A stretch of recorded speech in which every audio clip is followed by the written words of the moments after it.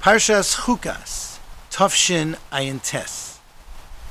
Rav Petterberger, one of the great Talmidim of Rabbi Yisrael Salanter, was surprised as he was walking in the marketplace and he came across a person he recognized, Rabbi Yosef Yozel Horowitz. Approaching Rabbi Yosef Yozel, who was doing business in the marketplace selling his wares, he looked at him and said, "I don't understand. You were one of the best Talmidim in the yeshiva. Everybody knew your prowess in learning. Everyone saw your growth in Midos and Yiras Shamayim. How could it be that you're out here in the marketplace doing business? How were you able to leave the yeshiva?" And Rabbi Yosef Yozel looked at Rav Itzela and said, But Rabbi, I have a large family. What am I going to live with?" And Rav Itzela took Rabbi Yosef Yozel on the shoulders and looked him in the eye and said, "Rabbi Yosef Yozel, but if you're out here, what are you going to die with? What are you going to die with?" And in truth, that's the question that's asked by the Mishnah in Pirkei Avos. Lo'ona toholech, to where are you going? And to whom will you be making the din v'cheshbon at the end of your life? At the end of our lives, the Gemara in Shabbos Daf Lamed Aleph tells us we're going to face the final exam of 6 questions. The second of which is, Kavato itim b'Torah? Did you set aside time for learning Torah? And Rashi explains that a person has to set the time, dover kotzuv, has to be carved out of his day, otherwise the derech eretz, the business and other things he's involved in will overwhelm and he'll never learn. It's got to be quantitatively kavua, a set time in order to learn. I believe that kavata itim b'Torah means more than just quantitative. There's a qualitative aspect to that kvius as well.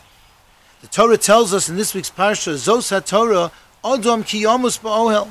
This is the Torah. When a man dies in a tent and continues to talk about the halachas of Tumah v'Tara. Yet Chazal and Maseches Gittin, Maseches Brachos, a number of places tell us this pasuk means something else entirely. It means Ein HaTorah miskayemes el b'mi shemei misatzmo aleha. The Torah will not be mekuyim, will not be established, will not be lasting, except by one who is mei misatzmo aleha, who kills himself over that Torah. Zos HaTorah Odom ki yamus ba'ohel, in the ohel of Torah. A person has to kill himself in the Beis Medrash, in the ohel of Torah, in order for the Torah to be everlasting, to be part of him. How does one do that? I once heard a pshat that a person kills himself by acting like a dead man. A person who's dead to the world. He has no idea what's going on around him. He has no distractions. A kvius in learning, besides being at a set time, has to be in such a way that it shows that it's the most important thing that's going on in your life right now. And therefore, you're killing yourself over it, you're like a dead man without any distractions. Then you can focus on your learning. It used to be, all through the 1900s, every person in an office had a phone on their desk, and yet they were very productive doing their work. Studies have shown that now with cell phones, with notifications of emails, of texts, of WhatsApps, besides the phone, it's much more difficult to get work done. People are not as efficient in getting their work done because there's so many distractions, because they're so attached to the world in so many ways. When a person learns, in order to maintain that kvius, they need to turn off their notifications. The phone might still ring, and it rings more often than it used to because phones are more available, people take it with them. But do the WhatsApps, the emails, the texting, does that all have to occur while somebody's learning? Mei misatzmo leho.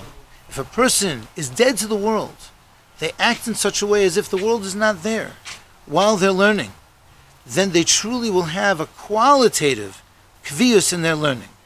Zos HaTorah Odom ki yamus ba'ohel. Because we almost think to ourselves, not just what will we live with, but what will we die with? Wishing a good Shabbos to Brooklyn, the bungalows, and beyond.